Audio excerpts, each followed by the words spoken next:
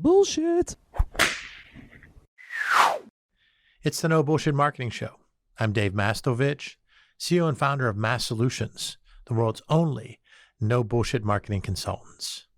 Have you ever sat through a presentation by a leader, the founder, the president of the company, the CEO, senior VP, director, one of the chief operating officer, chief executive officer, chief marketing officer, and at the end of the presentation or meeting, you kind of left thinking, I don't know what that was all about.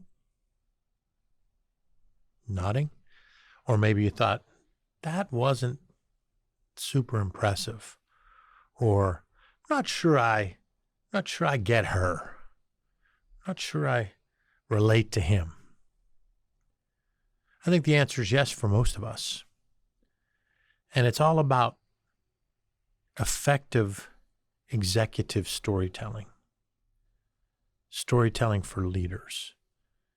Today, I want to walk through some steps to effective executive storytelling to help leaders tell their story better, whether that is in a presentation at a town hall meeting or an all-hands meeting, whether it's a weekly meeting with their leadership team, whether it's an appearance on a podcast, a presentation to the board, a guest speaker at some sort of group meeting, or even speaking to a group of college students. Could be the whole gamut. Talking to regular employees, just when you're doing walking around management. All of that is executive storytelling. All of that is leadership storytelling. And sadly, the majority of it isn't effective. Now, what I'm going to do is I'm going to walk you through 5 steps to effective executive storytelling, effective leadership storytelling. The first is decide on one and only one major takeaway. Okay, I've lost everybody. No, some of you have stayed long. Decide on one and only one major takeaway. Doesn't mean you can't talk about 3 or 4 or 5 supporting points underneath that one major takeaway. But you better, before you step in front of an audience, have one and only one major takeaway. If you don't, you are kidding yourself, because your message is going to be lost and people aren't going to take away the 3 or 4 or 5 things that you thought were really important, significant ideas. So this is going to frustrate some leaders, because they're going to say, well, I need to be able to go in there and talk about 5 things. Okay, you might still talk about those 5 things, but can you make an overarching theme that makes that point and those 5 become supporting pillars under it? That's what I'm encouraging you to do. Is step 1 is decide on one and only one major takeaway.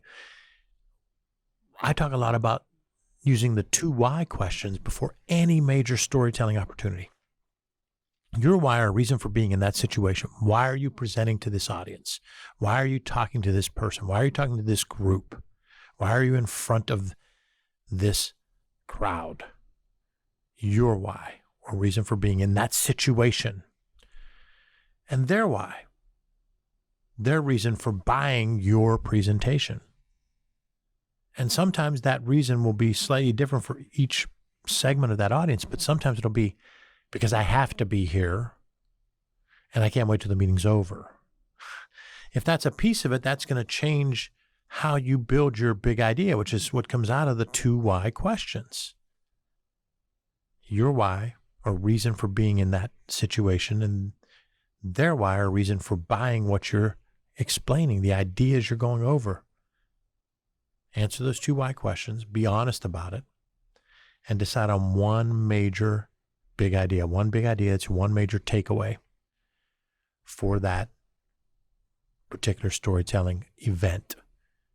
Then you can have 3 to 5 supporting storytelling pillars that are stats or regulations or rules or ideas or thoughts that roll up under the big theme. That's point number one. I already have some people frustrated, maybe. Point number two with executive storytelling, effective executive storytelling and effective leadership storytelling is leave the ego at the door. It's about making yourself relatable to the audience so they can trust you. I bring this stat out a lot. It's a study from within the last year. 58% of employees would rather trust a stranger than their boss.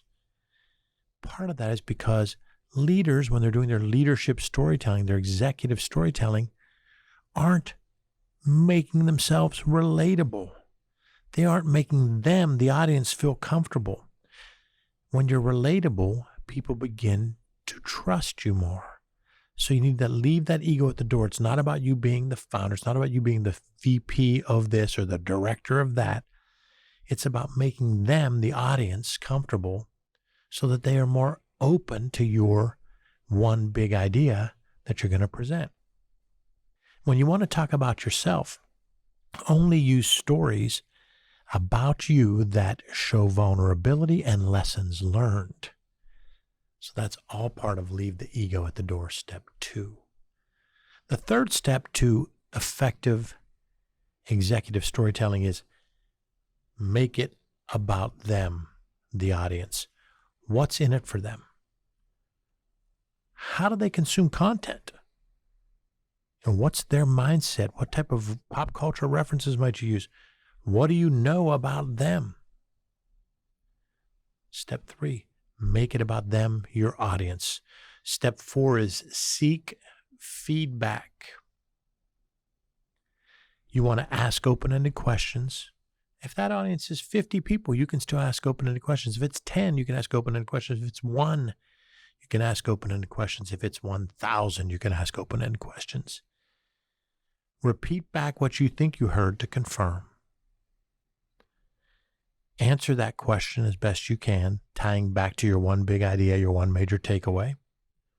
Track what you heard when you ask the open-ended questions, and then do something about it when you've heard something similar again and again. So you now ask this open-ended question to audience A, audience B, audience C. Yes, 3 to 5 open-ended questions. And you start hearing the same answer multiple times. Better look into this. Maybe this is an opportunity to show that I listen and to improve something for everyone involved, including our customers. So the fourth one is seek feedback. The fifth one is less is more. Now I'm going to refer back to number 2, leave your ego at the door, because when I say less is more, that means this. What you thought was an appropriate amount definitely needs to be reduced by at least 20%. What you thought was an appropriate amount definitely needs to be edited down by at least 20%. Less is more. If you think it's a 15-minute presentation, you think you put together stuff to make a 15-minute presentation, odds are you've made a 28-minute presentation. You need to cut down half of that probably so you have time for open-ended questions so you can do number 4, seek feedback.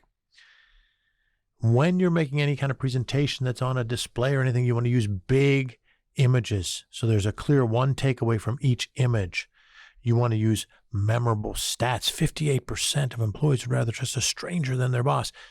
I don't care who you are. That's a memorable stat for you. And of course, you want to use anecdotes and analogies. Preferably stories you've heard about people similar to who's in the audience. Anecdotes and analogies that tie back to the people you see in front of you that are in that audience, whether it's on Zoom, whether it's in person, whether it's in a hall auditorium, whether it's in a small setting, whether it's in your office with 3 people, anecdotes and analogies that make your points for you. So those are the 5 steps to effective executive storytelling, leadership storytelling. If you'd like to hear more about this executive storytelling and how you can be more effective at it as a leader, reach out to me at dave@masssolutions.biz. I answer all the emails and provide as much value as I can doing so. Thanks for listening to another episode of the No Bullshit Marketing Show, recorded here in Mastovich studio in bold, beautiful downtown Pittsburgh, Pennsylvania.